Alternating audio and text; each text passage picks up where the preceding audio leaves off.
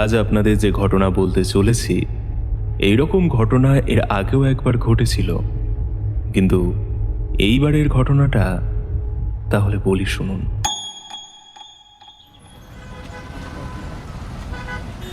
সেইবার office থেকে ফিরে আমার কলেজের বন্ধু উপপতির একটা চিঠি পেলাম।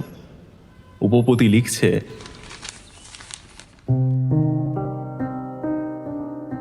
আগেরবার তো ভাইয়ের বিয়েতে কাজের দোহাই দিয়ে এলে না, কিন্তু এইবার আর কোনো কথা শুনছি না তোমার। আগামী 5ই ফাল্গুন বাড়িতে মহাশিবরাত্রির পুজো আয়োজন করা হয়েছে। তোমার কিন্তু পুজোর 1 সপ্তাহ আগে আসা চাই। এইবার না এলে ভাববো আমার কলেজের প্রিয় বন্ধুর মনে ব্যস্ত কলকাতার এতটাই ধুলোর আবরণ বিছিয়ে রয়েছে যে তার এক সময়কার প্রিয় বন্ধুর ডাক সেই ধুলোর আবরণ ভেদ করে তার হৃদয়ে পৌঁছাতে পারছে না। ইতি তোমার কলেজের সহপাঠী উপপতি। আপনাদের এখানে বলে রাখি, উপপতি হল শালইডিহি গ্রামের জমিদার নৃপতি নারায়ণের বড় ছেলে। এখন আর জমিদারি নেই বটে, তবে ওই স্থানের মানুষেরা ওনাকে জমিদার জ্ঞানে সম্মান করেন। উপপতিরা 2 ভাই, উপপতি আর শ্রীপতি। উপপতির মা মারা গেছেন তার ছোট ভাই পৃথিবীর আলো দেখার পরপরই। উপপতির বাবা নৃপতি বাবু আর বিয়ে করেননি। তিনি নিজেই তাদের 2 ভাইকে কোলে পিঠে মানুষ করেন। উপপতিদের বাড়িতে প্রতি বছর মহাশিবরাত্রির পূজা খুব ধুমধাম করে আয়োজন করা হয়। কলেজে পড়ার সময় 2-1 বার গিয়েছিলাম সেখানে। কলেজ শেষ হতেই উপপতির বিয়ে দিয়ে দেয় তার বাবা। সেই শেষ যাওয়া উপপতিদের গ্রামে। তাদের শস্য শ্যামলা সবুজ ছবির মতো সুন্দর গ্রামটার স্মৃতি আজও যেন গাঁথা রয়েছে। মাস 6 আগে শ্রীপতির বিয়েতে যাবার জন্য অনুরোধ জানিয়েছিল উপপতি। তা যাবার 16 আনা ইচ্ছে থাকলেও অফিসে কাজের চাপ থাকায় সেটা আর হয়ে ওঠেনি।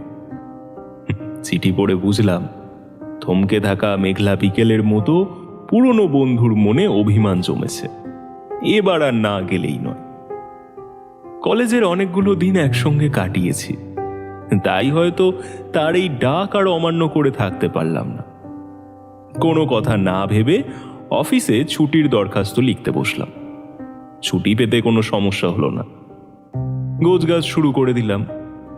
তা গোছগাছ করছি, হঠাৎ তারানাথের কথা একবার মনে পড়ল। সেই মানুষটার কাছেও অনেকগুলো দিন যাওয়া হয়নি। কিশোরীও তার অফিসের কাজে ব্যস্ত থাকায় আর সেরকম ভাবে দেখা সাক্ষাৎ হয়নি তার সাথেও। ভাবলাম যাবার আগে একবার তারানাথের সাথে দেখা করে যাব। কথা যেমন কাজও তাই। সেদিনই বিকেলে গলির মোড় থেকে একটা পাসিং শোয়ের প্যাকেট কিনে নিয়ে তারানাথের বাড়ি গিয়ে উপস্থিত হলাম। দরজা বন্ধই ছিল, হালকা ঠেলা মারতেই খুলে গেল। ভিতরে গিয়ে দেখলাম তারানাথ ঘরের মধ্যে বসে আছে। আমাকে দেখে তিনি বললেন, আরে আসো আসো, অনেকদিন পর আজ। হ্যাঁ, এই বুড়োটাকে একেবারে ভুলে গিয়েছো দেখছি। আমি তারানাথের হাতে সিগারেটের প্যাকেটটা দিয়ে বললাম, আসলে ঠাকুরমশাই, অফিসের এত কাজের চাপ যাচ্ছে যে তার বাইরে আর কোনো কিছুই করা হয়ে উঠছে না। তারানাথ আমার কথা শুনে একটু হাসল। সে হাসির ভাব এমন যে আমাকে আর কি বলবে আমি সব বুঝি। তারানাথ সিগারেটের প্যাকেট থেকে একটা সিগারেট ধরালো।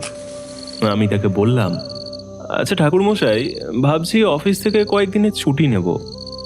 তারানাথ মুখে একটা মৃদু হাসি টেনে এনে সিগারেটে একটা টান দিয়ে বলল, কোথায় যাবে?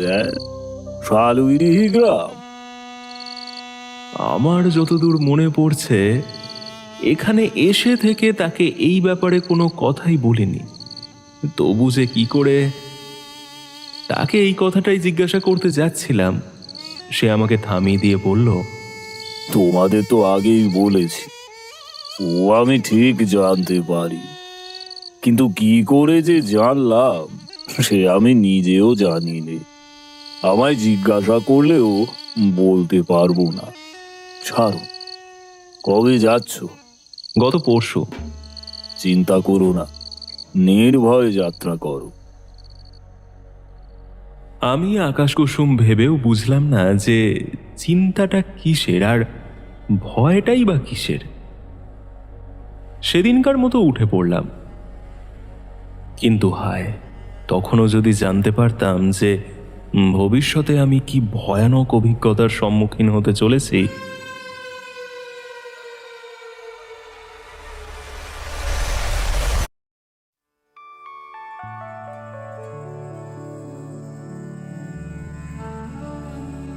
যাবার দিন সকাল থেকেই সূর্য মুখ লুকিয়েছে মেঘের আড়ালে। 10টায় ট্রেন হাওড়া থেকে। সকালে উঠে সুটকেস প্যাটরা নিয়ে বেরিয়ে পড়লাম। প্ল্যাটফর্মে পৌঁছে ট্রেনে উঠে জানালার পাশে একটা ফাঁকা সিট দেখে বসে পড়লাম। কিছুক্ষণের মধ্যেই ট্রেন ছেড়ে দিল।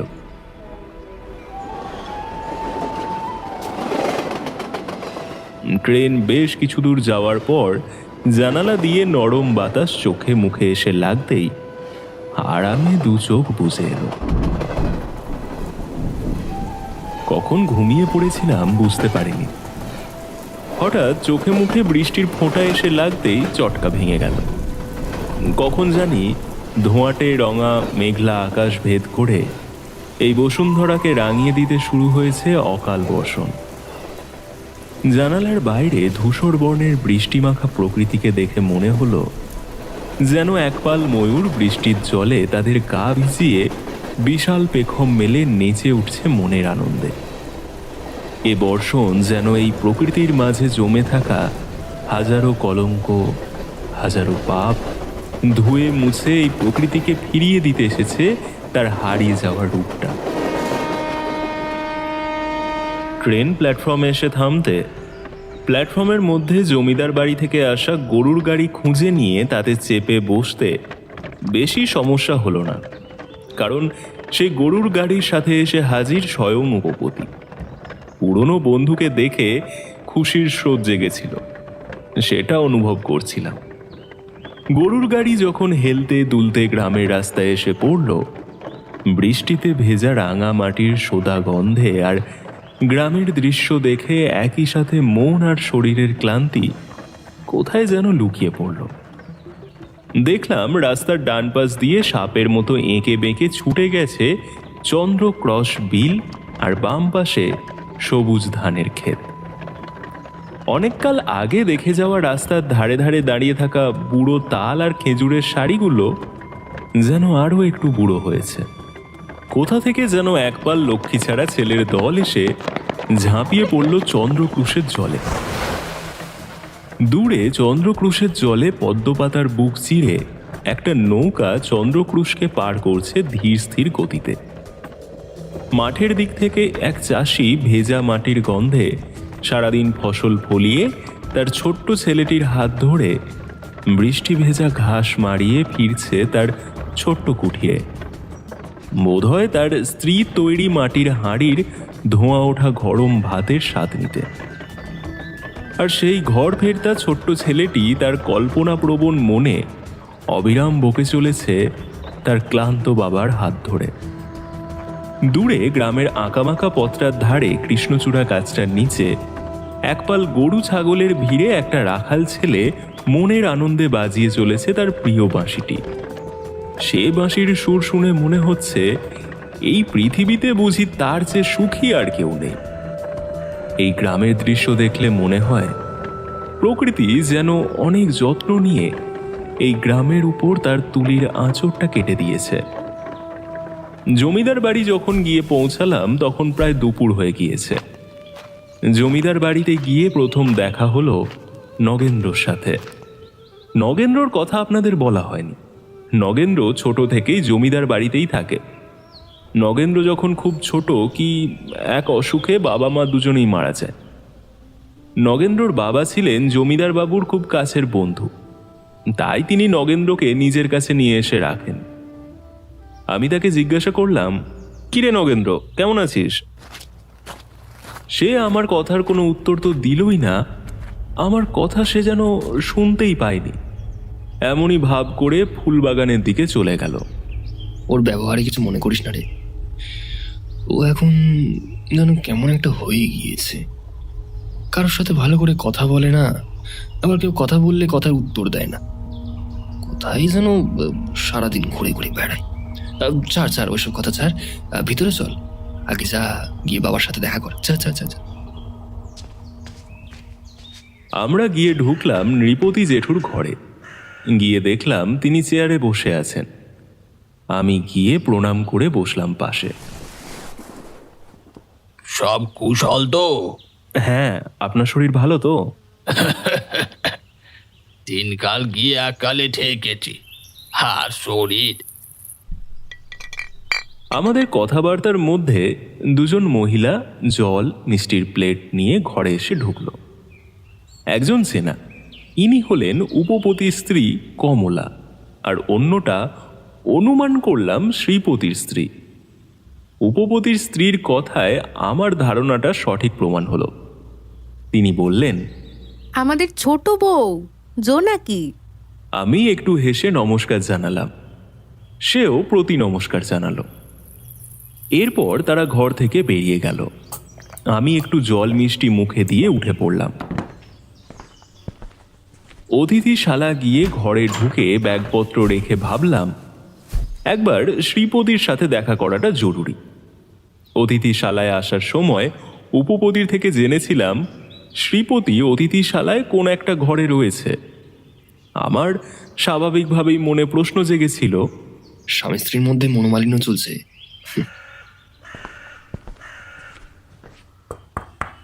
আমার দুটো ঘর পরে দরজায় গিয়ে টোকা মারলাম। ঘরের ভিতর থেকে একটা বিরক্তকর গলা বলে উঠল, আমি দুপুরে কিছু খাবো না, আমার খাবার লাগবে না। এই শ্রীপতি, আমি বিভূতি রে। কিছুক্ষণ সব চুপচাপ, তারপর খুট করে একটা দরজা খোলার শব্দ। দরজা ফাঁক করে যে মানুষটি আমার সামনে এসে দাঁড়ালো তাকে দেখে রীতিমতো চমকে গেলাম। মাথার চুল উস্কো খুস্কো, চোখের কোণে কালি, মুখ চোখ ঢুকে গেছে কোঠরে। দরজা খুলে একটু হেসে বলল, ঘরে এসো। আমি ঘরে ঢুকতেই দরজাটা আবার বন্ধ করে দিল। আমি চেয়ারে বসে তাকে বললাম, হ্যাঁ রে, শরীরের এ কি অবস্থা করেছিস? শরীর খারাপ যাচ্ছে নাকি? ওই আর কি, বাদ দাও সব কথা। হ্যাঁ, তুমি বলো, তোমার খবর কি? দেখলাম সে কথাটা এড়িয়ে যেতে চাইছে। আমাকে এসে বলল, কাকু কেমন আছেন? ভালো আছে। তারপর এ কথা সে কথা হতে লাগলো। দেখলাম সে কথা বলছে ঠিকই, কিন্তু আমার মনে হলো আমি এখান থেকে গেলে সে যেন বাঁচে। আমি তার ব্যাপার স্যাপার লক্ষ্য করে উঠে পড়লাম। যাই রে, অনেকটা পথ এসেছি, একটু বিশ্রাম করি গিয়ে। সে একটু হেসে সম্মতি জানালো। আমি উঠে পড়লাম। আমি ঘর থেকে বেরিয়ে আসতেই সে দরজাটা আবার বন্ধ করে দিল। আমিও নিজের ঘরে ফিরে এলাম। দুপুরে যখন খেতে গেলাম তখনও দেখলাম সেখানে শ্রীপতি আর নগেন্দ্র অনুপস্থিত। খাওয়া দাওয়া করে নিজের ঘরে চলে এলাম। সেদিন শরীর ক্লান্ত থাকায় আর কোথাও বের হলাম না।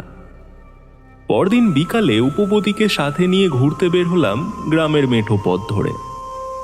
আম বট কাঁঠালে ভরা জঙ্গল, মাঠের সবুজ ধানের ক্ষেত, নদীর পাড়ে সূর্য ডোবা, কোনো কিছুই বাদ দিলাম না। সব কিছু দেখে যখন আবার গ্রামে ফিরছি তখন প্রায় সন্ধ্যা হয়ে গিয়েছে। গ্রামের মাঝামাঝি যখন পৌঁছালাম দেখলাম গ্রামের মাঝে থাকা বটগাছটার নিচে কে একজন আগুন জ্বালিয়ে বসে আছে। দূর থেকে দেখে ঠিক বুঝতে পারলাম না। আমি উপপতিকে জিজ্ঞাসা করলাম, আচ্ছা উপপতি, ওইখানে কে যেন বসে আছে না রে? দিন সাতেক আগে আমাদের গ্রামে একটা তান্ত্রিক এসছেন, উনি বসে আছেন ওখানে। উপপতির মুখে তান্ত্রিকের কথাটা শুনে কেন জানি না আমার তারানাথের কথা মনে পড়ে গেল। হায়, তখনই যদি জানতাম এই ঘটনায় তারানাথের কতটা ভূমিকা রয়েছে।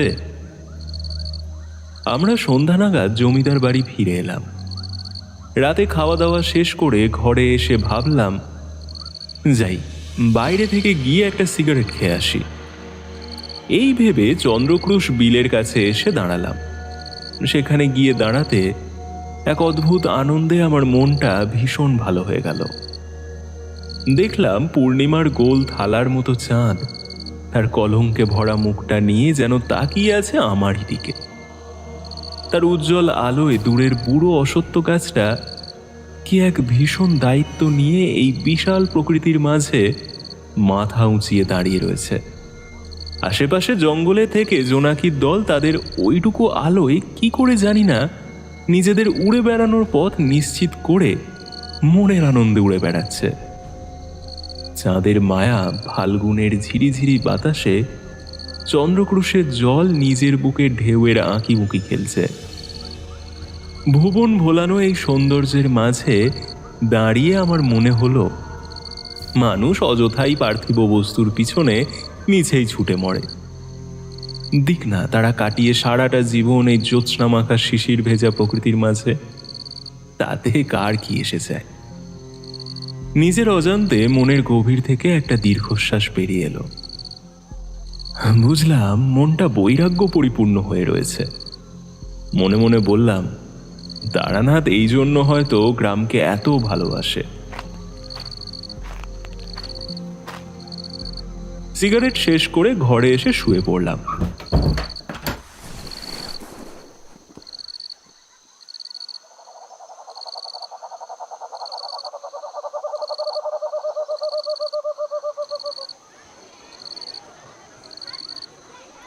তখন কত রাত্রি জানি না, হঠাৎ কাদের কোলাহলের শব্দে ঘুম ভেঙে গেল। ভালো করে কান পেতে শুনে বুঝলাম কোলাহলটা আসছে গ্রামের মধ্যে থেকে। বাড়ির ভিতর থেকেও কাদের গলার আওয়াজ পেলাম।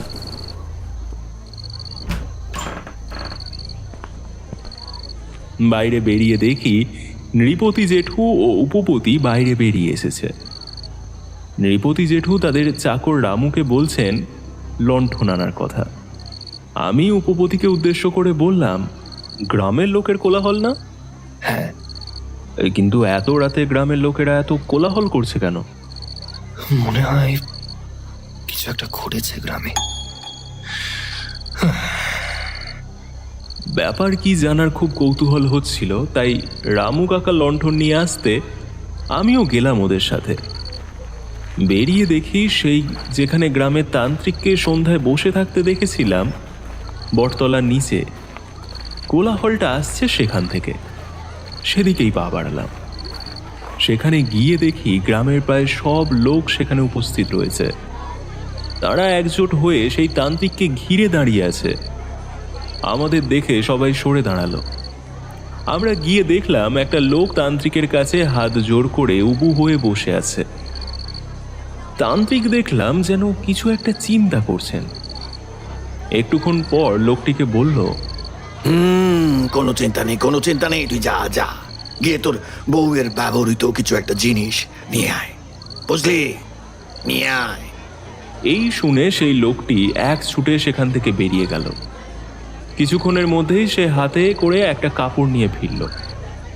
সেটা তান্ত্রিককে দিতে তান্ত্রিক তাকে বলল, যা যা, এবার দূরে গিয়ে দাঁড়া, চিন্তা করিস না, চিন্তা করিস না, তোর বউ ফিরে আসবে। হ্যাঁ, আমি বলছি তো, ফিরে আসবে। এই কথা শুনে সে সরে এসে দাঁড়ালো। নৃপতি জেঠু সেই লোকটিকে উদ্দেশ্য করে ডাক দিলেন। নৃপতি জেঠু ডাক শুনে লোকটি আমাদের কাছে এসে দাঁড়ালো। নৃপতি জেঠু তাকে বললেন, তোর সাথে এই ঘটনা কিভাবে ঘটলো ভোলা? ভোলা কাঁদো কাঁদো গলায় বলতে শুরু করলো এক বিচিত্র ঘটনা। আর বলবেন না কর্তামশাই, আপনি তো জানেন যে আমার মাঠের কাজ সেরে ফিরতে প্রায় সন্ধ্যা হয়ে যায়। আজও ঘর সন্ধ্যাবেলাতেই মাঠের থেকে বাড়ি ফিরলাম। বাড়ির উঠোনে পা দিয়ে দেখলাম আমার বউ তাওয়াই খুঁটিতে হেলান দিয়ে বসে আছে। তার চোখে মুখে এক আচ্ছন্নময় দৃষ্টি। আমি দেখে কিছুটা অবাকই হলাম, কারণ এই সময়টা আমার বউয়ের সন্ধ্যা প্রদীপ দেওয়ার কথা। আরও একটা ব্যাপার দেখে খুবই অবাক হলাম। আমি যে উঠোনে এসে দাঁড়িয়েছি, আমার উপস্থিতি ও বুঝতেই পারছে না। আমি তুলসী মন্দিরের দিকে তাকিয়ে দেখলাম, তখন সেখানে সন্ধ্যার প্রদীপ জ্বলেনি।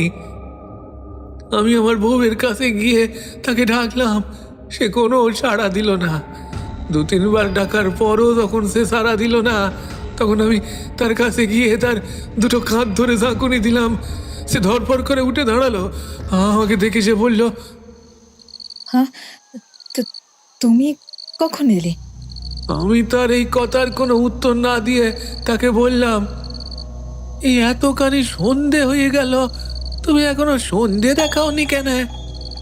এই তো দেখলাম বিকেল আছে, এক্ষুনি সন্ধ্যা হয়ে গেছে, আমি বুঝতে পারিনি। এই বলে সে ঘরে চলে গেল। তার সেই অস্বাভাবিক আচরণে আমার মনটা একটু খসখস করে উঠল। এরপর থেকেই আমি আমার বইয়ের উপরে নজর রাখতে লাগলাম। দেখলাম যতই সন্ধে ঘনিয়ে রাত বাড়ছে, ততই আমার বউয়ের অস্বাভাবিক আচরণ আরও বাড়ছে। রাতে খাওয়ার সময় আমি খেতে বসলে আমার বউ আমার পাশে বসে থাকে। আমার খাওয়া হয়ে গেলে আমার পাতে ভাত বেড়ে খেয়ে তারপর সে রাতে শোয়। কিন্তু সেদিন দেখলাম সে ভাত বেড়ে চাপা দিয়ে এই বিছানায় গিয়ে শুয়ে পড়েছে। আমি আর কিছু বললাম না। গিয়ে খেতে বসে দেখলাম ভাত পুড়ে গেছে। আমি যা হোক দুটো মুখে পুড়ে গিয়ে শুলাম বিছানায়। বউকে 2-1 বার ঠেলা মেরে ডাকলাম, সে কোনো সাড়া দিল না। আমি ভাবলাম সে হয়তো ঘুমিয়ে পড়েছে। এরপর আমি সন্ধ্যেতে ঘটা ঘটনাগুলো নিয়ে শুয়ে শুয়ে ভাবছি। এমন সময় দেখি আমার বউটা কিছুটা নড়ল। আমি তার দিকে তাকিয়ে রইলাম। দেখলাম সে আস্তে আস্তে ঘাটটা আমার দিকে ঘোরালো, তারপর চোখটা ঝপ করে খুলেই আবার বুঝিয়ে নিল। সন্ধ্যা থেকে যে সন্দেহটা আমার মনে উঁকি দিচ্ছিল, বুঝলাম সেটা আমার মনের ভুল নয়। আমি তখনই ভেবে নিলাম আজকের রাতটা যেমন করেই হোক জেগে থাকতে হবে। বুঝলাম সে আমার ঘুমিয়ে পড়ার অপেক্ষায় আছে। আর বউয়ের বাঁচা মরা নির্ভর করছে আমার ঘুমের উপর।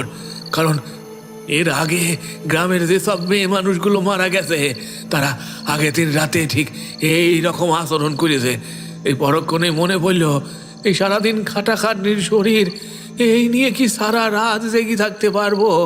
এই যদি রাত্রিরে কোনো সময় ঘুমিয়ে পড়ি, তাহলে এই কথাটা মনে হতে আমি খুব সাবধানে আমার বউয়ের আঁচলটা আমার কোমরের সাথে বেঁধে নিলাম। শুরু হলো দীর্ঘ প্রতীক্ষা, সকালে আলো ফোটার অপেক্ষায়। কিন্তু কর্তামশাই ঘুম কবে কার দাসত্ব গ্রহণ করেছে, রাতে কোনো এক সময় ঘুমিয়ে পড়েছিলাম, বুঝতে পারিনি। হঠাৎ আমার মনে হলো কোমরে টান লাগছে। চোখ খুলে দেখি আমার বউ আমার কোমর থেকে তার শাড়ির আঁচলটা খুলে নিয়েছে। আমি উঠে দাঁড়িয়ে তাকে কিছু বলতে যাবো, সে আগ ধাক্কায় আমাকে ফেলে দিয়ে দরজা খুলে দৌড় লাগালো। আমি সাথে সাথেই উঠে বাইরে বেরোলাম, কিন্তু সে অন্ধকারের মধ্যে কোন দিকে যে ছুটে গেছে কিছুতেই বুঝতে পারলাম না। এই অবধি বলে ভোলা চুপ করলো। নৃপতি জেঠু ভোলাকে বলল, ভাবিস না, তান্ত্রিক বাবা আছে, দেখবি সব ঠিক হয়ে যাবে। এদিকে বেশ কিছুক্ষণ বিড়বিড় করে মন্ত্রপাঠের পর ভোলার আনা কাপড়টা ধুনির আগুনে ফেলে দিল সেই তান্ত্রিক। তারপর আবারও বিড়বিড় করে মন্ত্রপাঠ। হঠাৎই তান্ত্রিক মন্ত্রপাঠ থামিয়ে দিয়ে বলে উঠল, তোরা সামনে থেকে সবাই সরে যা, সরে যা। সামনে থেকে সবাই সরে যেতে দেখলাম আমাদের থেকে হাত 10 দূরে দাঁড়িয়ে আছে একটা নারীর অবয়ব। তার চুল এলোমেলো, গায়ের কাপড় অগোছালো, ঘাটটা ঝুঁকে পড়েছে বুকের ওপর। এই অন্ধকারের মধ্যে হঠাৎ করে সেই মূর্তিকে দেখলে ভয় পেয়ে যায়।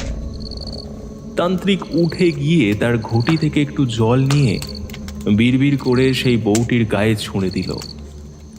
সাথে সাথেই দেখলাম সেই বউটি একটু কেঁপে উঠে সেখানে লুটিয়ে পড়ল। তান্ত্রিক ভোলাকে বলল, ওকে নিয়ে ঘরে যা, আর তোমরাও যে যার বাড়ি ফিরে যাও। তান্ত্রিক নৃপতি জেঠুর কাছে এসে তাকে বললেন, মনে হয় আমি বুঝতে পেরেছি এই সবের পেছনে কে আছে। আজ রাত্রে কিছু ক্রিয়া করব, আমার অনুমান যদি সঠিক হয়। এই অবধি বলে তান্ত্রিক একটুক্ষণ চুপ করল। তারপর, জমিদার মশাই, আপনি আপনি কাল সকালে একবার আসুন। এই বলে নিজের জ্বালানো ধুনির পাশের আসনটিতে গিয়ে বসে পড়লেন। আমরাও বাড়ির দিকে রওনা দিলাম। আমরা যখন বাড়ির কাছাকাছি এসে পড়েছি, হঠাৎ আমরা সবাই একসাথে থমকে দাঁড়িয়ে পড়লাম। চাঁদের উজ্জ্বল আলোয় আমাদের সকলের দৃষ্টি চলে গেল দূরে শ্মশানের দিকে। হঠাৎই শ্মশানের কালো আকাশে শূন্য থেকেই জন্ম নিল কৃষ্ণকায় ধোঁয়ার স্তূপ। ক্রমে সেই কৃষ্ণকায় ধোঁয়ার স্তূপ পরিবর্তিত হলো ঝোড়ো হাওয়ায়। আমাদের থমকে দাঁড়িয়ে পড়ার কারণ কিন্তু সেই ঝোড়ো হাওয়াটা নয়। আমাদের থমকে দাঁড়িয়ে পড়ার কারণ ঝোড়ো হাওয়ার আশপাশগুলো। ঝোড়ো হাওয়াটা যে লাইন বরাবর ধেয়ে আসছে, সেই সব লাইনের গাছের মাথাগুলো কেউ যেন ভেঙে মুচড়ে দুমড়ে দিয়ে এগিয়ে চলেছে স্থির গন্তব্যের উদ্দেশ্যে। কিন্তু তার আশেপাশের গাছের মাথাগুলোর মধ্যে কোনো চাঞ্চল্য লক্ষ্য করলাম না। আর সেই ঝোড়ো হাওয়া বয়ে নিয়ে আসছে কালো ধোঁয়াটে অশুভ কি যেন একটা। সেই অশুভ শক্তির আবির্ভাবেই কি জানি না, রাত চড়ার ডাক যেন আর শুনতে পাচ্ছি না। ঝিঁঝি পোকাগুলো যেন হঠাৎ করেই বোবা হয়ে গেল। দূরে ঝোপের মধ্যে থেকে এক পাল শেয়াল যেন কিছু একটা অনুমান করে করুণ সুরে ডেকে উঠল। না, সে ডাক তাদের কোনো সাধারণ ডাক নয়। তারা কোনো কিছুতে ভয় পেয়েছে, তাই তাদের ওই করুণ স্বর। ঝোড়ো হাওয়াটা যখন আমাদের কাছাকাছি এলো, আমরা দেখলাম এটা আসলে ঠিক ঝোড়ো হাওয়া নয়। আমার মনে হলো কেউ যেন নিজের অস্তিত্ব যতটা সম্ভব লুকিয়ে ঝোড়ো হাওয়ার রূপ নিয়ে এগিয়ে চলেছে নিজের গন্তব্যের উদ্দেশ্যে। ঝোড়ো হাওয়াটা যখন আমাদের অতিক্রম করে পিছনের দিকে এগিয়ে গেল, আমার মনের মধ্যে কেউ যেন 100টা দুর্মুষ একসাথে পিটতে লাগলো। মন বলল এখনই কোনো একটা বিপদ ঘটবে নিশ্চিত। আমরা চারজন দাঁড়িয়ে এর ওর মুখ তাকাতাকি করছি প্রচণ্ড উৎকণ্ঠা নিয়ে। কতক্ষণ কাটলো জানি না, হঠাৎ আমরা শুনতে পেলাম এক মরণভেদী চিৎকার। যে চিৎকারে গ্রামের অলি গলি খান খান করে দিল। আমরা ছুট দিলাম প্রাণপণে গ্রামের বটতলার দিকে। সেখানে পৌঁছে আমরা যে দৃশ্য দেখলাম তাতে আমার বুকের রক্ত শিথিল হয়ে জমে গেল। আমার মনে হতে লাগলো আমি যেন বেশিক্ষণ দাঁড়িয়ে থাকতে পারবো না। আমার পাশে দেখলাম নৃপতি জেঠু বুকেতে হাত দিয়ে মাটির ওপর বসে পড়েছে। বুঝলাম তিনি নিজের ওপর নিজের অধিকার হারিয়েছেন।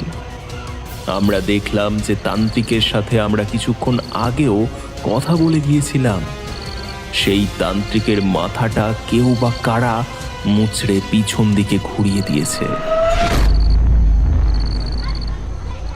সেই দৃশ্য দেখে বেশিক্ষণ তাকিয়ে থাকতে পারলাম না। আমরা সবাই মিলে ধরাধরি করে জ্যাঠামশাইকে একটা অন্য দিকে নিয়ে গিয়ে বসালাম। এই চিৎকার গ্রামের অনেকেই শুনতে পেয়েছিল, তাই কি ব্যাপার দেখতে একে একে লোক এসে জমা হচ্ছে ওই গ্রামের বটতলায়। এই ভয়াবহ দৃশ্য কেউ দেখতে পাচ্ছে না বেশিক্ষণ, সবাই চোখ সরিয়ে নিচ্ছে। কিছুক্ষণের মধ্যে গোটা গ্রামের লোক খবর পেয়ে সেই রাতে এসে হাজির হলো বটতলায়। নৃপতি জেঠু কিছুক্ষণ পর একটু ধাতস্থ হয়ে সেখানকার একদল জোয়ান ছেলেকে বলল, তোরা গিয়ে থানায় খবর দে, মৃতদেহ এখানে সারা রাত ফেলে রাখা যাবে না। সাথে সাথেই তারা থানার উদ্দেশ্যে রওনা দিল।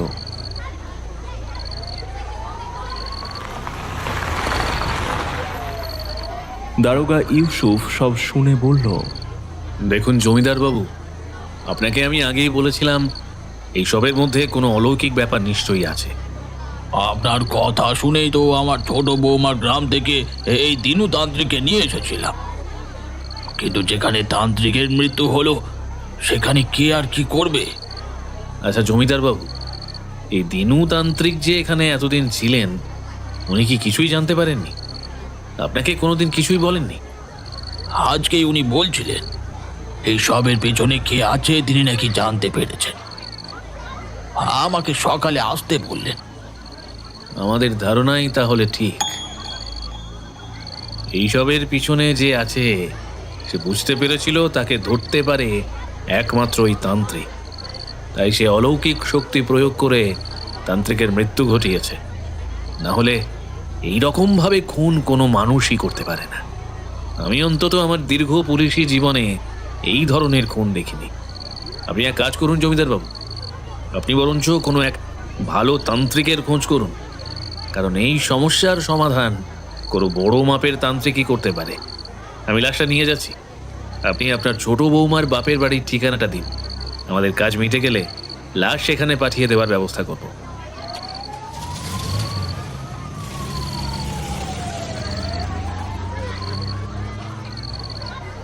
এই বলে সে ঠিকানা লিখে নিয়ে চলে গেল।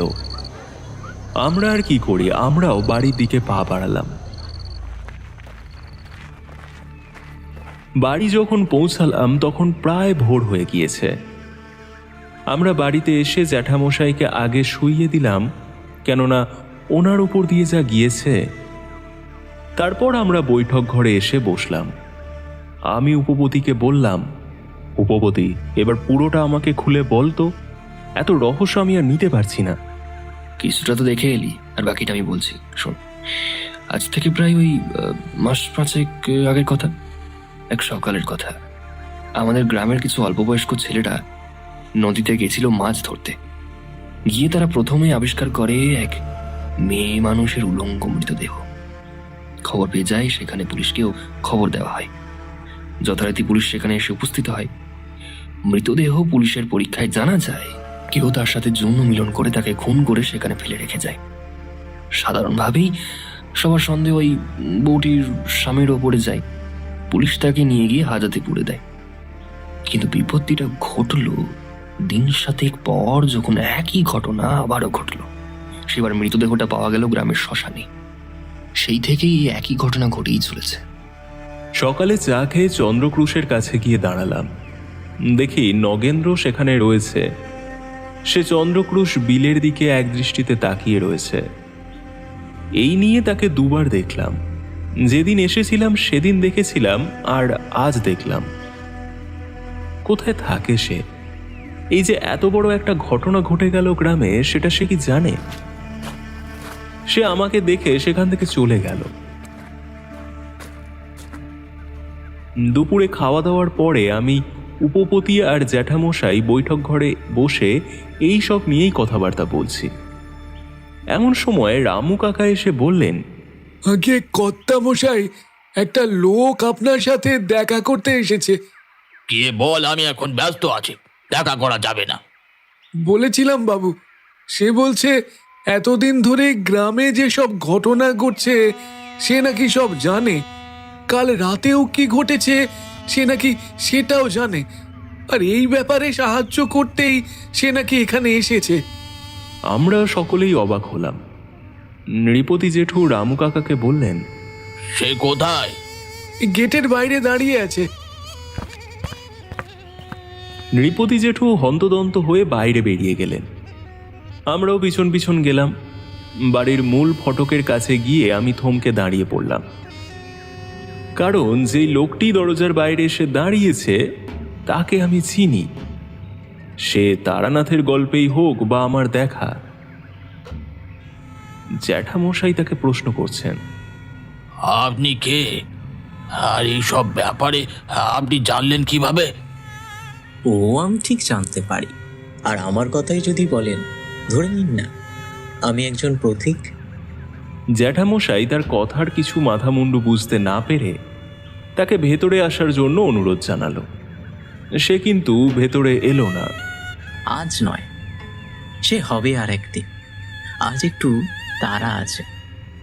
আমি তার কাছে গিয়ে বললাম, এ কি তুমি? ও, তুমি এখানেই আছো দেখছি। তাহলে তো আমার কাজের একটু সুবিধাই হলো। কি কাজ? ও তুমি বুঝবে না। তুমি শুধু তাকে ডেকো, তাকে বলো তার আসার সময় হয়েছে, তাকে আমার কথা বলো। তারপর সে একটা ছড়া কাটল, সেটিকে আমাদের মুখস্থ করে নিতে বলল।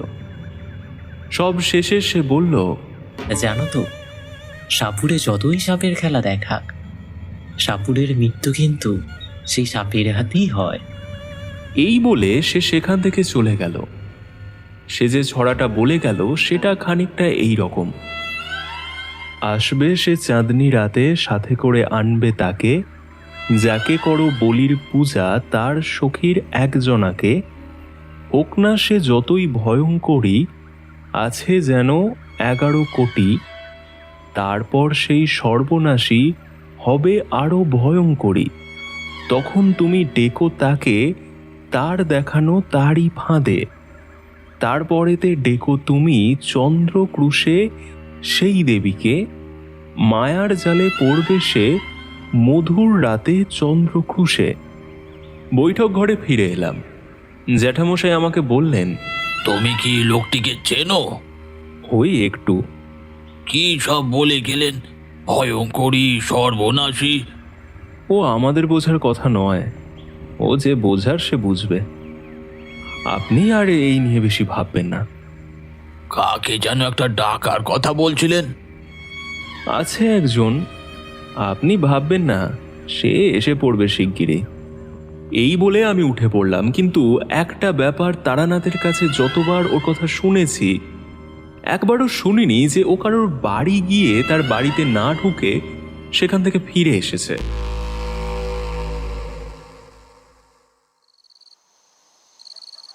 রাতে সবাই খেয়ে শুয়ে পড়ার পর গিয়ে দাঁড়ালাম চন্দ্রক্রুশ বিলের কাছে।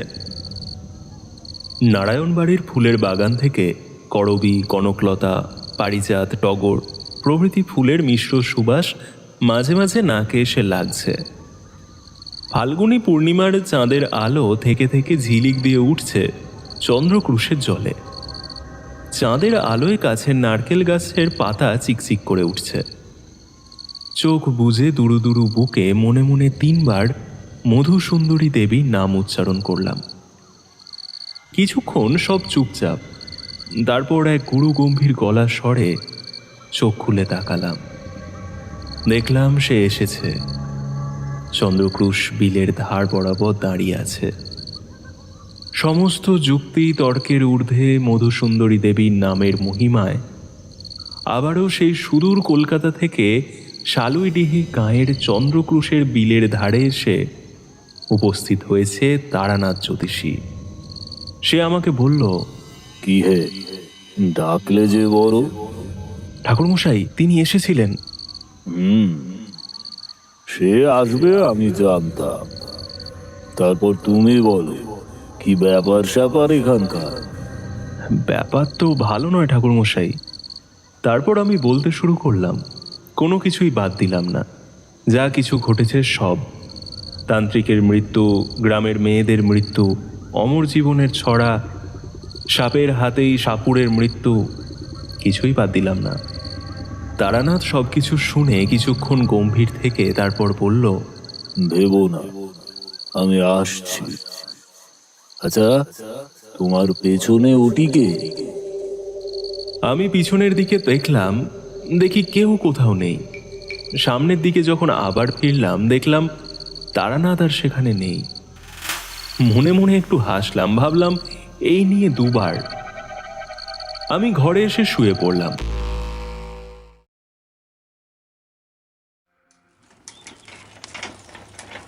পরদিন দুপুর নাগাদ বাড়ির বাইরে মূল ফটকের বাইরে একটা গরুর গাড়ি এসে দাঁড়ালো। সেখান থেকে নেমে দাঁড়ালো আমার ভীষণ পরিচিত তারানাথ তান্ত্রিক। আমি আর উপপতি সেখানেই ছিলাম। তাকে দেখে এগিয়ে গেলাম তার দিকে। সে ভিতরে আসতে গিয়েও থমকে দাঁড়িয়ে পড়ল। তারপর গলা থেকে পদ্মবীজের মালাটা খুলে নিজের ঝোলায় পুরে নিল। তারপর বাড়ির ভিতর পা রাখল। আমি স্পষ্ট দেখলাম সে নাকটা 2 বার টেনে কিসের যেন গন্ধ নিল। তারপর সে ফুল বাগানের দিকে তাকিয়ে রইল এক দৃষ্টিতে। তার দৃষ্টি অনুসরণ করে দেখলাম সেখানে একটা জবা গাছের নিচে দাঁড়িয়ে আছে নগেন্দ্র। সে আমাদের তার দিকে তাকিয়ে থাকতে দেখে সেখান থেকে চলে গেল। তারানাথকে উপপতির সাথে আলাপ করিয়ে দিলাম। তারানাথ উপপতিকে জিজ্ঞাসা করলেন, ওটি কে ছিল? ওকে আমাদের পরিবারের একজন বলতে পারেন। তারপর উপপতি নগেন্দ্রের ছোটবেলায় বাবা মার মারা যাওয়ার, নৃপতি জেঠু নগেন্দ্রকে এই বাড়িতে নিয়ে আসা সবকিছু বলল। আমি এই বাড়িটা একটু ঘুরে দেখতে চাই। এত দূর থেকে এলেন, আগে একটু বিশ্রাম করে নিন, তারপরে না হয় সে সময় অনেক আছে, আগে যেটা করতে এসেছি সেটা করি। এই বলে সে আমাদের নিয়ে গোটা বাড়ি, চন্দ্রক্রুশ বিল ঘুরে দেখালো। তারপর শিব মন্দিরের কাছে এসে থমকে দাঁড়িয়ে পড়ল। বেশ কিছুক্ষণ মন্দিরের দিকে তাকিয়ে রইল। দেখা শেষ হলে সেখান থেকে ফিরতে ফিরতে উপপতিকে বলল, তোমার বাবার সাথে কিছু কথা আছে। হ্যাঁ নিশ্চয়ই। বিভূতি, তুই ওনাকে নিয়ে বৈঠক ঘরে বস, আমি বাবাকে ডেকে আনছি। আমি এই ফাঁকে তারানাথকে জিজ্ঞাসা করলাম, তা কি বুঝছেন ঠাকুরমশাই? ব্যাপার ভালো নয় হে, এখানে সব জট পাকিয়ে রয়েছে। এর মধ্যেই নৃপতি জেঠু আর উপপতি ঘরে এসে ঢুকল। সামান্য কিছু আলাপের পর তারানাথ জিজ্ঞাসা করলেন, আচ্ছা, আপনি কবে থেকে বুঝতে পারেন আপনাদের কুলদেবতা অর্থাৎ দেবাদিদেব শিব আর এই মন্দিরে অবস্থান করেন না? তারানাথের কথা শুনে আমরা হাঁ। নৃপতি জেঠু একটুক্ষণ চুপ থেকে বললেন, অন্য সময় হলে অবাক হতাম, কিন্তু এখন অবাক হবার শক্তিটাও আর নেই। তাহলে বলি শুনুন। মাস 5-6 আগেকার কথা। প্রত্যেক দিনের মতো সেই দিনও সকালে গেলাম মন্দিরে পুজো দেওয়ার উদ্দেশ্যে। মন্দিরের দরজা খুলেই দেখলাম একটা কাক মরে পড়ে আছে গর্ভগৃহের মধ্যে। আমি কিছুটা অবাক হলাম, কারণ বন্ধ মন্দিরের ভেতরে কাক ঢুকলো কেমন করে সেটা আমি বুঝতে পারলাম না। কারণ মন্দিরের চাবি আমার কাছেই থাকে। প্রত্যেকদিন মন্দির খোলা ও বন্ধ করা আমি নিজে হাতেই করি। আগের দিন যখন মন্দির বন্ধ করেছিলাম তখন ওটা ওখানে ছিল না। যাই হোক, সেটাকে নিয়ে বাইরে ফেলে দিয়ে এলাম। এই ব্যাপারটা আমি আমাদের কুলপুরোহিত ছাড়া আর কাউকে জানালাম না। তিনি সব শুনে উপদেশ দিলেন মন্দির শুদ্ধিকরণের পূজা করার। তার কথা মতো তাই করলাম। কিন্তু ঠাকুর মশাইয়ের আগে পুজোয় বসলে যে প্রশান্তি মনে মনে অনুভব করতাম, সেই ঘটনার পর থেকে সেটা আর কোনোদিন পাইনি। আচ্ছা, আপনার ছোট ছেলের বিয়ে মাস 5-6 আগে হয়েছে, তাই না? হ্যাঁ, কিন্তু কেন বলুন তো ঠাকুর মশাই? কিছু না। এই বলে সে উঠে পড়ল। আমি আর উপপতিও উঠলাম। উপপতি বলল, ঠাকুর মশাই, আর কি কিছু দেখবেন? তোমাদের বাড়ির সকলের সঙ্গে একটু আলাদা করে কথা বলতে চাই। উপপতি বাড়ির সবাইকে খবর দিতে চলে গেল। সকলের সঙ্গে কথা বলার পর তারানাথ বাইরে এলেন। উপপতিকে উদ্দেশ্য করে বললেন, তোমার ভাইকে কোথাও দেখলাম না। সে তো অতিথিশালায়। চলো, তার সাথে একবার দেখা করে আসি। সবে সেদিকে পা বাড়িয়েছি, দেখলাম তারানাথ আবারও দাঁড়িয়ে পড়ল। আমরা দেখলাম সে তাকিয়ে আছে এক দৃষ্টে সামনের দিকে। আমরা সেদিকে তাকিয়ে দেখলাম সেদিক থেকে শ্রীপতি আসছে। সে তখনও আমাদের দেখতে পায়নি। তারানাথ উপপতিকে জিজ্ঞাসা করলেন, ওটি তোমার ভাই শ্রীপতি না? উপপতি সংক্ষেপে উত্তর দিল, হ্যাঁ। শ্রীপতি আমাদের কাছাকাছি আসতেই উপপতি তাকে বলল, শ্রীপতি, ইনি তারানাথ চক্রবর্তী, কলকাতা থেকে এসেছেন। সে নমস্কারের ভঙ্গিতে দুহাত জোর করল, তারপর বলল, রামু কাকা বললেন ওনার কথা। আমি ওনার সাথে দেখা করার জন্য যাচ্ছিলাম। উনি নাকি সবার সাথে দেখা করতে চাইছেন। তোমার কাছে আপাতত কিছু জানার নেই, তুমি এখন আসতে পারো। সে সেখান থেকে চলে গেলে তারানাথ আমাকে বললেন, তোমার পাশের কি কোনো ঘর ফাঁকা রয়েছে? হ্যাঁ, কিন্তু কেন বলুন তো? তারানাথ উপপতিকে বললেন, ওখানে আমার থাকার ব্যবস্থা করতে হবে। উপপতি তারানাথের কথা শুনে রামু কাকাকে ডাকতে চলে গেল।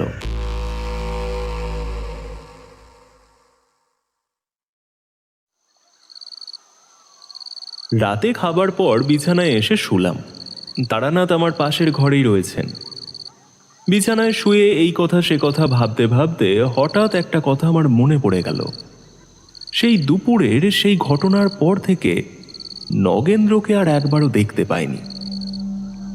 অনেক রাত পর্যন্ত বিছানায় এপাশ ওপাশ করে উঠে বসে একটা সিগারেট ধরালাম।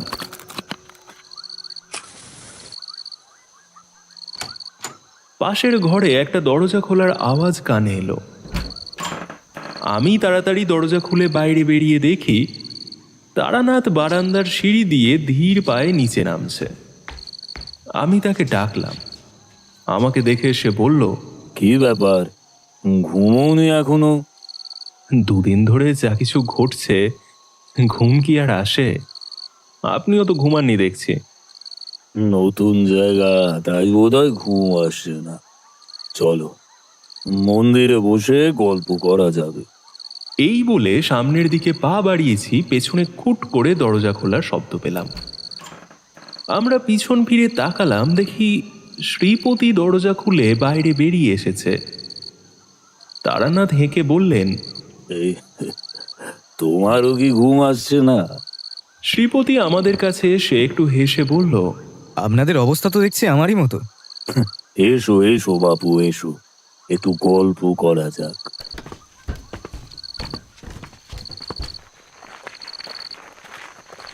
আমরা গিয়ে বসলাম শিব মন্দিরের সিঁড়িতে।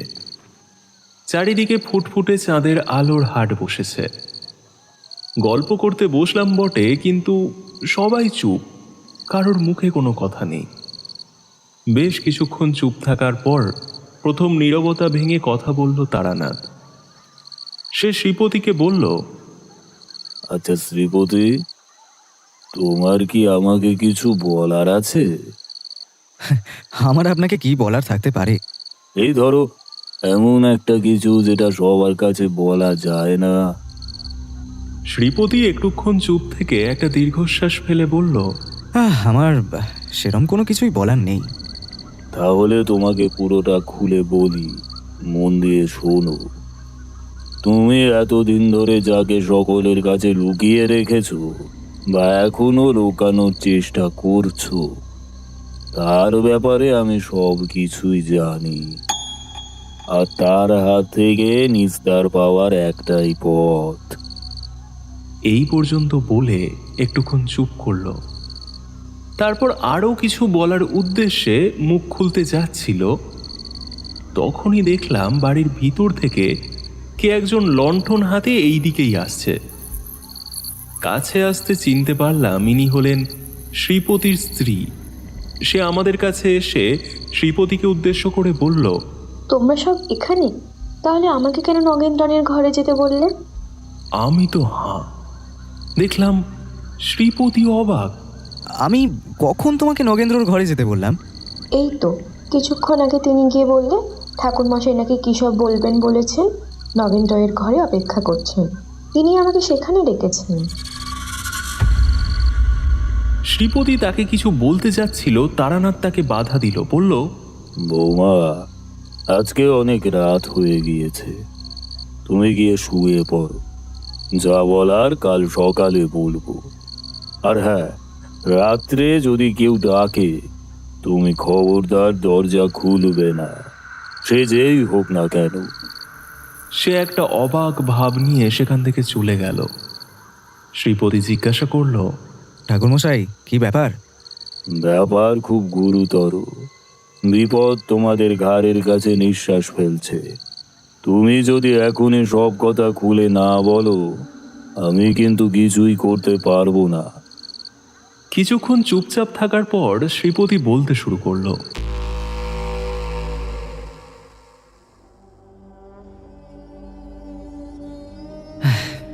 এই ঘটনার সূত্রপাত অনেক দিন আগে। তখনও আমি পড়ালেখার জন্য কলকাতা যাইনি। আমি প্রেমে পড়লাম আমাদের গ্রামের একটি মেয়ের। তার নাম ছিল কুসুম। শুনেছিলাম তার মা তাকে জন্ম দেওয়ার পর এখানে তার মামার বাড়িতে ফেলে রেখে কার সাথে একটা চলে যায়, আর ফেরেনি কোনোদিনও। তারপর থেকে সে এখানেই মানুষ। পাপের সন্তান বলে কি জানি না, গ্রামের লোকেরা তাকে একটু এড়িয়ে চলত। কিন্তু যত বড় হতে লাগলো, তার রূপ আর যৌবন সকলকে মুগ্ধ করে দিত। তার কাজল কালো দুই আঁখি, কালো কালির থেকেও কালো, আর ওই মাথার ঘন চুল, তার ওই ভেজা ভেজা ঠোঁট, তার ওই বর্ষায় জমা জলে ফুলে ওঠা নদীর বাঁধ ভাঙা যৌবন ভাসিয়ে নিয়ে যেত নব যৌবনপ্রাপ্ত যুবকদের মনকে। তার ভাষা ভাষা মায়াবিনী দুই আঁখি যখন এক পলক পিছন ফিরে তাকাতো, তখন বহু সংকল্পিত পুরুষের মনের অহংকার এক নিমেষে ভেঙে চুরচুর হয়ে যেত। তার ওই যৌবন অনেক গোপনে রাখা মনের খারাপ দিকটাতে যেন জ্বালা ধরিয়ে দিত।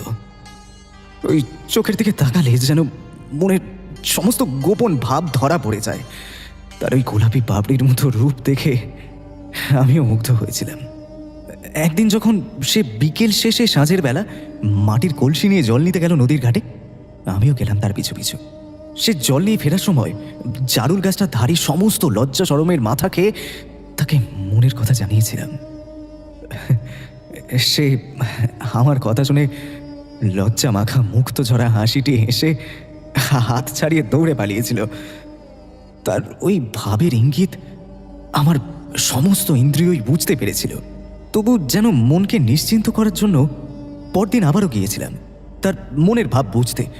সে আমাকে বলেছিল, বাবু, মেয়েরা সব কথা তো মুখে বলে না, কিছু কিছু বুঝে নিতে হয়। এই বলে সে এক ছুটে দূরে পালিয়েছিল। এরপর কত যে রাত তার কোলে মাথা রেখে আকাশের তারা গুনেছি তারা ঠিক নেই।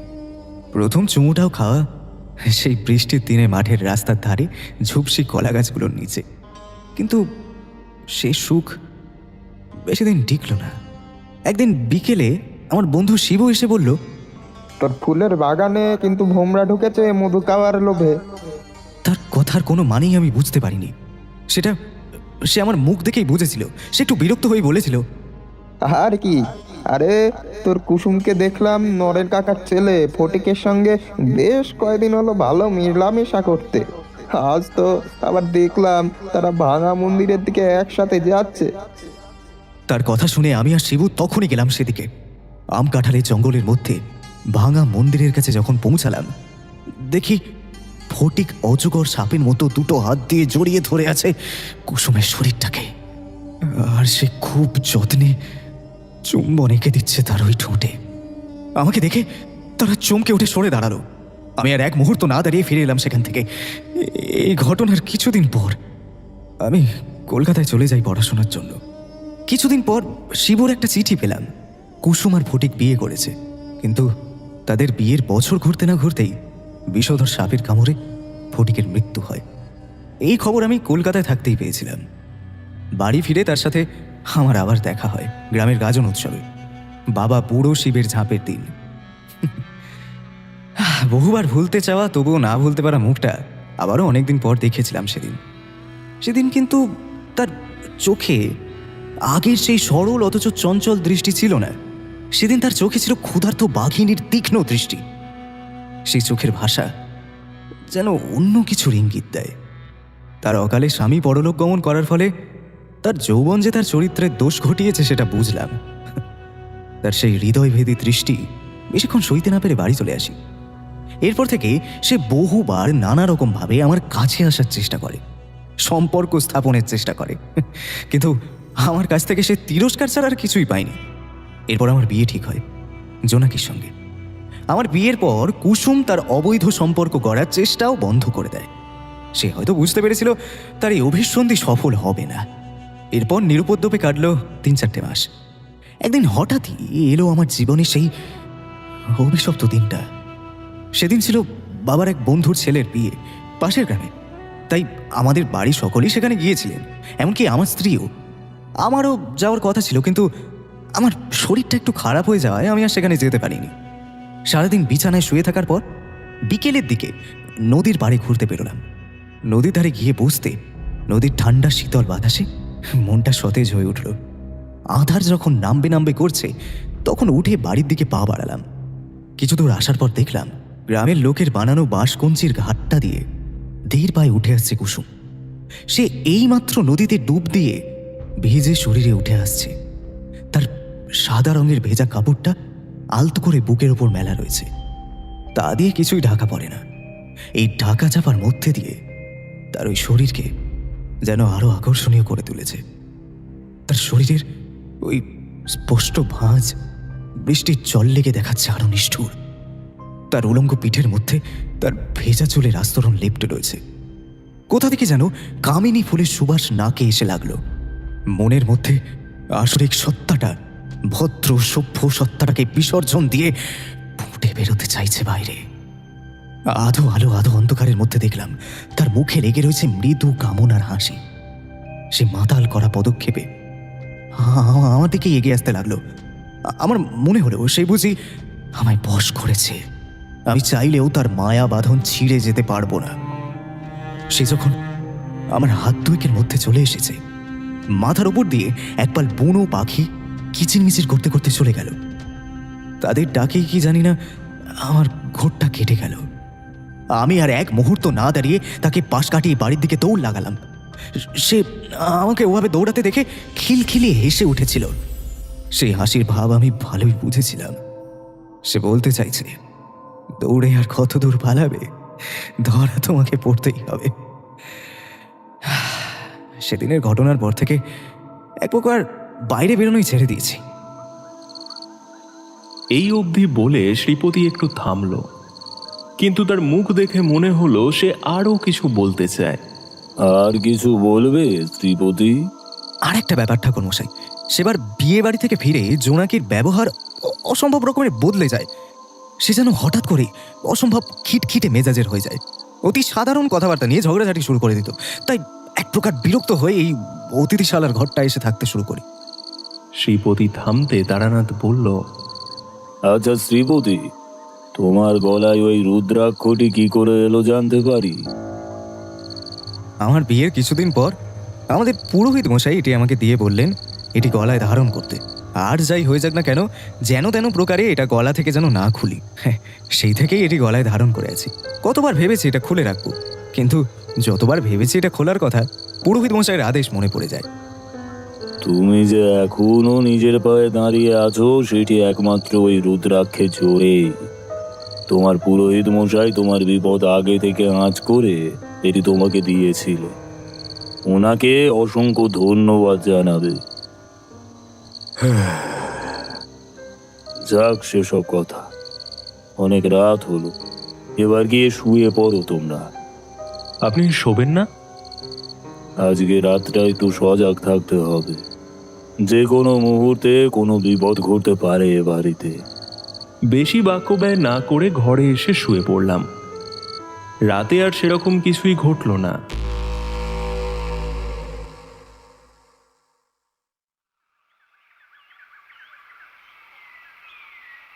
সকালে উঠে বৈঠকখানায় গিয়ে দেখি সেখানে উপস্থিত রয়েছেন তারানাথ, উপপতি ও নৃপতি জেঠু।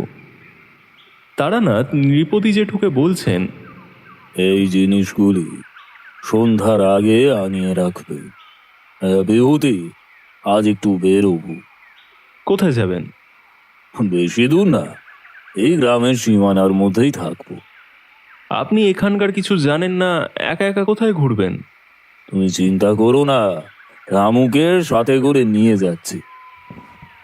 এই বলে সে চলে যেতে গিয়ে থমকে দাঁড়িয়ে নৃপতি জেঠুকে বলল, শোল মাছটা মনে করে জোগাড় করে রাখবেন কিন্তু। এই বলে আমার দিকে তাকিয়ে একটু কৌতুকের হাসি হেসে ঘর থেকে বেরিয়ে গেল।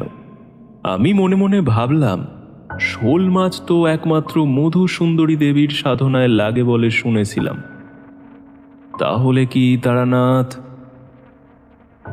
ফিরল সন্ধ্যা নাগাদ। ফিরে এসে কোনো কথা বলল না। রাত্রি একটু গম্ভীর হতেই সে চলে গেল চন্দ্রক্রুশ বিলের কাছে। যাবার আগে বাইরে দরজাটা বন্ধ করে দিল, অর্থাৎ ওদিকে কারো যাওয়ার অনুমতি নেই। আমি আর কি করি, ঘরে এসে শুয়ে পড়লাম, কারণ তারানাথ বলেছেন তার যজ্ঞ সারা রাত ধরে চলবে। সে ভোর রাতে বাড়িতে ঢুকবে, তার জন্য যেন কেউ না জেগে থাকে।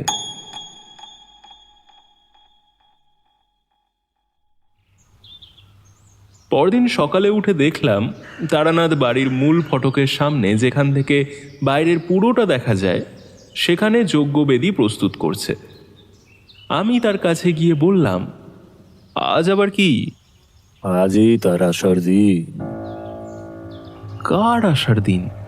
সে কি হে, যে এতদিন ধরে এত কাণ্ড ঘটালো তাকেই ভুলে গেলে? এরপর এক সময় সন্ধ্যা হলো। একে একে যজ্ঞের জিনিসপত্র সেখানে জোগাড় করতে লাগলো। এরপর তারানাথ নৃপতি জেঠুকে বললেন, আপনার একটা কাজ রয়েছে। এই বলে তার হাতে একটা জলের ঘটি দিয়ে তাকে বললেন, আসুন আমার সাথে। তাকে নিয়ে মূল ফটকের বাইরে দাঁড়ালেন। তারপর বললেন, আপনি এই ঘটির জল ফেলে ঘুরবেন গোটা বাড়িটা। আমি আপনার পিছন পিছন মন্ত্র পড়তে পড়তে যাব। জ্যাঠামশাই ঘটি নিয়ে বাড়ির চারিদিকে ঘুরতে শুরু করলো। প্রাথমিক কাজ সব মিটে গেল। তারানাথ আমাদের সবাইকে ডেকে বলল, আজ এখানে অনেক কিছুই ঘটবে। যাই ঘটুক বাড়ির বাইরে পা রাখবে না। যাও এবার সবাই বাড়ির ভিতরে যাও, যে কোনো সময় সে আসতে পারে। এই বলে আমাদের সবাইকে ভিতরে পাঠিয়ে দিল। তারপর সে এক শিকারীর বাঘের মতো গিয়ে বসলো যজ্ঞ আসনে। এরপর শুরু হলো দীর্ঘ প্রতীক্ষা। ক্রমে রাত আরো গভীর হলো। তখন প্রায় মাঝরাত, চাঁদের আলোয় চারিদিক ভেসে যাচ্ছে। একটানা ঝিঝির ডাক আর মাঝে মাঝে রাতচড়া পাখির ডাক ছাড়া আর কিছুই কানে আসছে না। চাঁদের আলোয় বাইরের গাছের পাতাগুলোকে দেখে মনে হচ্ছে তারা যেন না জানতে পারা কোনো কিছুর কথা ভেবে মুখ ভার করে প্রতীক্ষায় প্রহর গুনছে। হঠাৎ গাছের পাতাগুলোর মধ্যে একটা চাঞ্চল্য লক্ষ্য করলাম। তারানাথের দিকে চোখ যেতে দেখলাম সে নড়ে চড়ে উঠে সোজা হয়ে বসল। মন বলল, এবার হয়তো সেই মহাক্ষণ উপস্থিত হয়েছে। হঠাৎ কোথা থেকে এক দমকা ঝোড়ো হাওয়া গাছগুলোর গায়ে আছড়ে পড়ল। তারা যেন চমকে উঠে ভয় পেয়ে তাদের ডালপালাগুলো এদিক ওদিক নাড়াতে শুরু করলো। দেখতে না দেখতেই সেই ঝোড়ো হাওয়া রূপ নিল এক প্রবল ঝড়ের। আমি অনেক ঝড়ই তো দেখেছি, কিন্তু ঝড় যে বাড়ির ভিতরে ঢুকতে না পেরে এই রকম হুঙ্কার করতে পারে সেটাই প্রথমবার দেখলাম। কেউ যেন ঝড়ের আড়ালে লুকিয়ে প্রবেশ করতে চাইছে বাড়ির মধ্যে, কিন্তু অদৃশ্য কিছুতে বাধা পেয়ে বারবার ফিরে ফিরে যাচ্ছে। তখন আমার মনে পড়ে গেল তারানাথের বলা মাধব ঘোষের বাড়িতে কাটানো একটা রাতের কথা। সেদিনও তো ঠিক এই রকমই ঝড় এসেছিল মাধব ঘোষের বাড়ি। এই ঘটনার ভয়াবহতায় উপপতির স্ত্রী আর শ্রীপতির স্ত্রী আর্তনাদ করে কেঁদে উঠল। শ্রীপতি, উপপতি, নৃপতি জেঠু সবার মুখ দেখলাম ভয়ে শুকনো হয়ে গিয়েছে। আমি আরো একবার তাকালাম তারানাথের দিকে। দেখি সে শান্ত মুখে চোখ বুজে এক মনে মন্ত্রপাঠ করে চলেছে। বাড়ির বাইরে যে মহাপ্রলয় উপস্থিত হয়েছে তাতে যেন তার কোনো মাথা ব্যথা নেই। বেশ কিছুক্ষণ এইরকম চলার পর যেমনই করে হঠাৎ সে ঝড় এসেছিল সেই রকম ভাবে সে আবার ফিরে গেল। বুঝলাম এটা সবে শুরু। এর থেকেও ভয়াবহ কিছু আমাদের জন্য অপেক্ষা করে আছে। আর হলোও তাই। এই ঘটনার মিনিট 5-6 পর আমরা দেখলাম বাড়ির মূল ফটকের বাইরে ফাঁকা জায়গাটায় এসে দাঁড়ালো একটা অবয়ব। চাঁদের উজ্জ্বল আলোয় তাকে চিনতে একটুও অসুবিধে হলো না। সে হলো নগেন্দ্র। তার মুখে একটা কুটিল হাসি ঝিলিক দিয়ে যাচ্ছে বারবার। তারানাথ তাকে উদ্দেশ্য করে বলল, অবশেষে এলে তাহলে সবার সামনে। সে তার মুখে লেগে থাকা কুটিল হাসির রেশটা একটু বাড়িয়ে বলল, না এসে পারলাম কই, আপনি তো আর কোনো উপায় রাখলেন না। এসেই যখন পড়েছ তখন আর মুখোশের পিছনে লুকিয়ে কেন? মুখোশ ছেড়ে বেরিয়ে এসো। আপনি তো দেখছি আমার ব্যাপারে সবই জানেন। তোমায় আমি চিনেছিলাম সেদিন, তোমার শরীর থেকে আসা মৃত মানুষের গন্ধে। খালি তোমার আসল পরিচয়টা জানা বাকি ছিল, আর সেটা জেনেছি জোনাকির সাথে কথা বলার পর।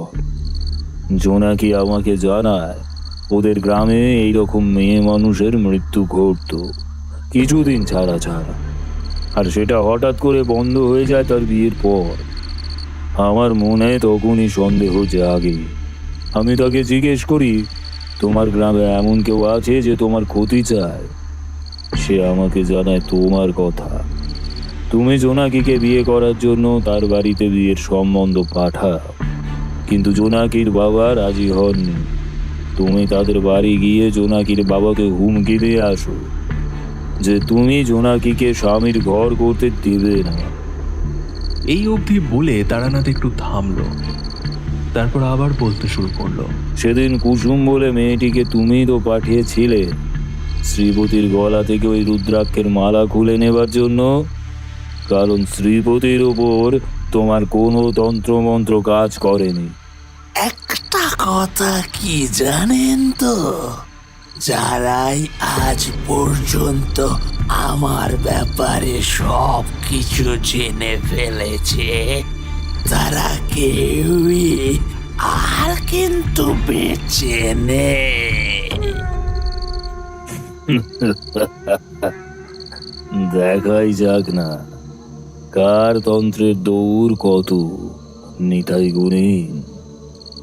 তারানাথের মন্ত্র উচ্চারণে আমরা সেদিকে ফিরলাম। তারানাথ উচ্চারণ করছেন, ওম হ্রিম হ্রিম হোম হরিম রুম কাশম কষ্টবলায় কাল ভৈরবে নমঃ। ওদিকে দেখি নিতাই গুণিন তার মন্ত্র বলে যজ্ঞবেদী প্রস্তুত করেছে শূন্যে। তারপর নিজের ডান হাত দিয়ে বাঁ হাতটা ধারালো অস্ত্র দিয়ে কেটে ফেলল।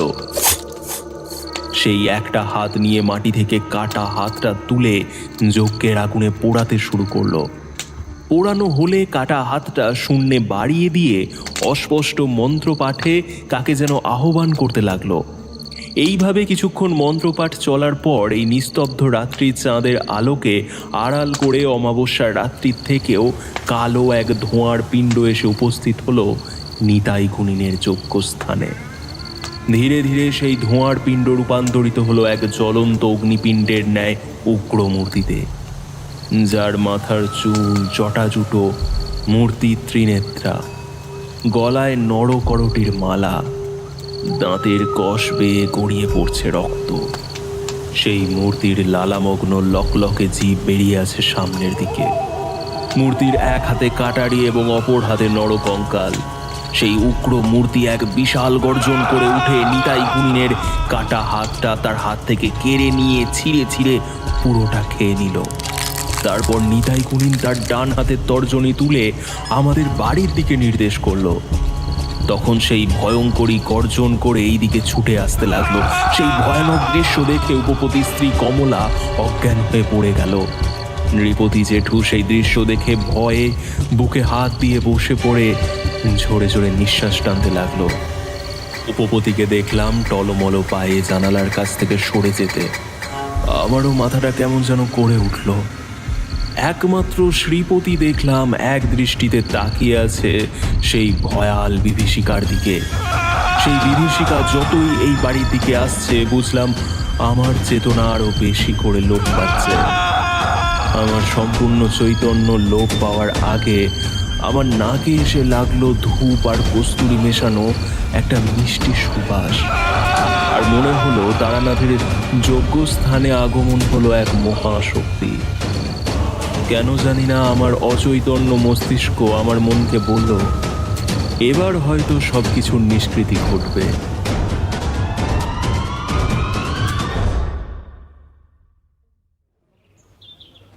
যখন জ্ঞান হলো দেখলাম আমি ঘরের বিছানায় শুয়ে আছি।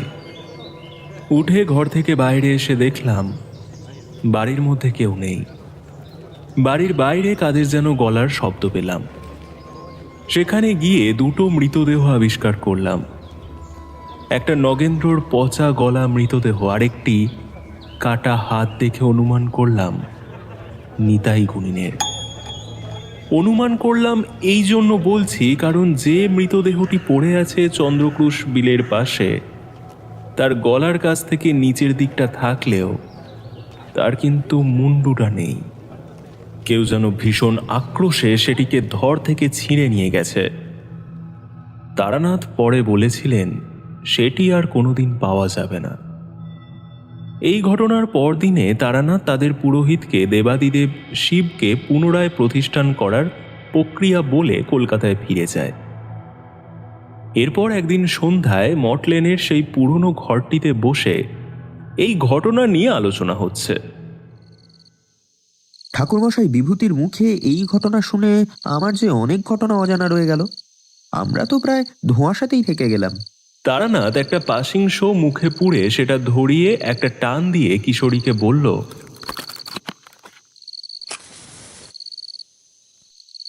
যেমন দেখুন ঠাকুরমশাই, সেদিন আপনার আর বিভূতির সাথেই তো শ্রীপতি ছিল, তাহলে শ্রীপতির স্ত্রী জোনাকির কাছে কিভাবে গিয়েছিল? তারপর নগেন্দ্রকে নিতাই গুণিন মেরেছে সেটাই তো বুঝতে পারলাম, কিন্তু কবে আর কিভাবে মেরেছে সেটা তো বুঝতে পারলাম না। তারপর ওই সেদিন অমর জীবনের ছড়াটার মানেই বা কি ছিল? তারানাথ সিগারেটের টুকরোটা নারকেলের মালায় গুঁজে দিতে দিতে বলল, গিয়েছিল জোনাকির ঘরে, সেটা আশা করেছি তোমরা বুঝতে পেরেছো। কিন্তু মুশকিলটা হলাম আমরা তিনজন। নগেন্দ্রর ঘরে যেতে গিয়ে মন্দিরে আমাদের দেখতে পেয়ে জোনাকি আমাদের কাছে আসে। আমি সব বুঝতে পেরে তাকে আবার ঘরে পাঠিয়ে দিই। তার উদ্দেশ্য আর সফল হলো না। আর নগেন্দ্রর মৃত্যু আমার মনে হয় জোনাকি আর শ্রীপতির বিয়ের মাস 2 পরেই হয়। নিতাই গুণিন তাদের ব্যাপারে সবই খোঁজ নিয়ে জেনেছিল। আমার মনে হয় সে কোনো এক রাতে নগেন্দ্রকে বান মেরে হত্যা করে, তারপর তার রূপ ধরে তার ঘরে গিয়ে তার শরীরটাকে দখল করে। কিশোরী কি একটা বলতে যাচ্ছিল, তাকে থামিয়ে দিয়ে তারানাথ বলল, বান মারা কি এটাই জিজ্ঞাসা করবে তো? সে গল্প অন্য আর একদিন বলবো খন। আচ্ছা ঠাকুরমশাই, আপনি তো বললেন সে রূপ পরিবর্তন করতে পারে, তাহলে তার নগেন্দ্রের শরীরটা দরকার পড়লো কেন? আচ্ছা, তুমি যে রোজ অফিসে যাও, যাওয়ার সময় যে পরিমাণ এনার্জি বা শক্তি নিয়ে অফিসে যাও, সেখানে সারাদিন কাজকর্ম করার পর যখন বাড়ি ফিরে আসো, তোমার মধ্যে কি সেই ধরনের একই পরিমাণে শক্তি বা এনার্জি থাকে? নিশ্চয়ই নয়। এটাও তাই। তাই সে সারাদিন নগেন্দ্র রূপ ধরে ঘোরাঘুরি করলে তার ক্ষমতাও কমে আসতো। সেটা সে চায়নি, তাই সে নগেন্দ্রর শরীরটাকে ব্যবহার করে। আচ্ছা ঠাকুরমশাই, কি করে বুঝলেন যে উনিই ডাকিনী সিদ্ধ? অমর জীবনের বলা ছড়া থেকে। মনে করে দেখো অমর জীবনের ছড়ার লাইনগুলো। সে কি বলেছিল? চাঁদনি রাতে আসবে সে, সাথে কুয়ে আনবে সে। এখানে সে বলতে নিতাই গুণিনকে বোঝানো হয়েছে। অর্থাৎ কোনো এক চাঁদনি রাতে নিতাই গুণিন আসবে আর সাথে কাউকে একটা আনবে। এরপর উনি কি বলেছেন? যাকে কর বলির পূজা তার সখীর একজনকে। অর্থাৎ আমরা কাকে বলি দিয়ে পূজা করি? মা কালী। মা কালীর দুপাশে কে থাকে? কে থাকে? মা কালী দুপাশে থাকে ডাকিনী আর যোগিনী। অর্থাৎ সে সাথে করে ডাকিনীকে নিয়ে আসবে।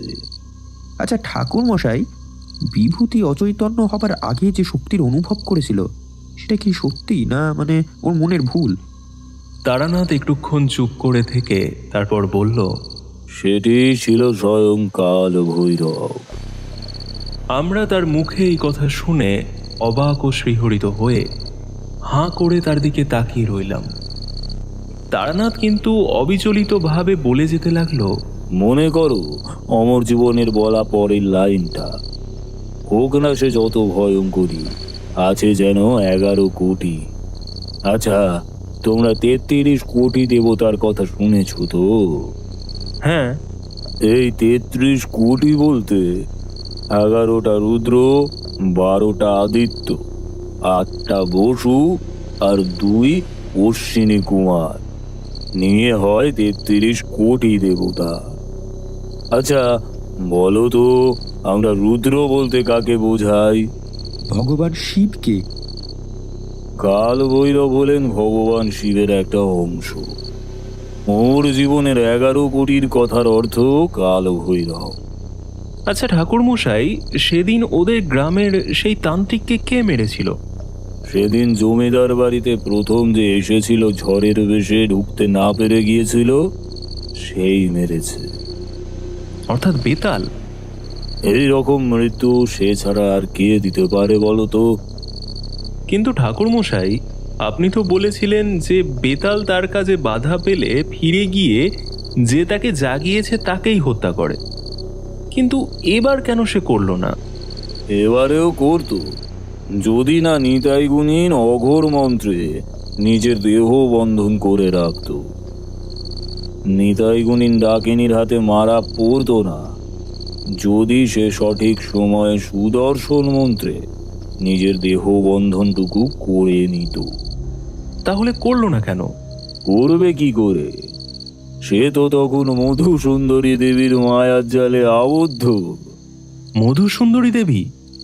তোমরা তো ছড়ার শেষটুকুই শুনলে না। অমর জীবন তারপরে কি বলেছিল? তিনি বলেছিলেন তখন সেই সর্বনাশী হবে আরো ভয়ঙ্করী, অর্থাৎ কাল ভৈরবের কাছে বাধা পেয়ে সে ফিরে যাবে যে তাকে কাঁচা মাংসের ভোগ দিয়ে আহ্বান করেছে, তাকে হত্যা করার উদ্দেশ্যে। তারপরে তিনি কি বলেছেন? তখন তুমি ডেকো তাকে দেখানো তার ফাঁদে, অর্থাৎ সে যে এতদিন ধরে গ্রামের মেয়েগুলোদের সাথে যৌন মিলন করে নিজের শারীরিক কামের আগুন নেভাতো, এটি করতে করতে সে নিজেও বুঝতে পারেনি যে সেটাই তার সব থেকে বড় দুর্বলতা হয়ে উঠবে। কামের নেশা বড় নেশা হে। এই নেশার সাধনায় কত সাধু, কত মহাপুরুষ যে ভেসে গেছে, আর এত নিম্নমার্গের শক্তি সাধক নিতাই গুণিনী বাকি। তারানাথ তত্ত্বকথার দিকে চলে যাচ্ছে দেখে তাকে গল্পে ফেরত আনার জন্য আমি বললাম, আচ্ছা ঠাকুরমশাই, অমর জীবনের বলা ছড়ার শেষের লাইনগুলোর মানে কি ছিল? এরপর উনি বলেছিলেন, তারপরেতে ডেকো তুমি চন্দ্রক্রসের সেই দেবীকে। অর্থাৎ চন্দ্রক্রসে কোন দেবীকে ডাকার কথা বলা হয়েছে? তারপরের লাইনটা হলো, মায়ার জালে পড়বে সে চন্দ্রক্রুশে মধুর রাতে। এখানে কিসের রাতের কথা বলা হয়েছে? মধুর রাত। মধু থেকে রাত্রিটুকু কেড়ে নিলে কি হয়? তার মানে চন্দ্রক্রুশে ওই দেবী ছিলেন মধুসুন্দরী দেবী। তাই আমি সেদিন ধূপ আর কস্তুরীর গন্ধ পেয়েছিলাম।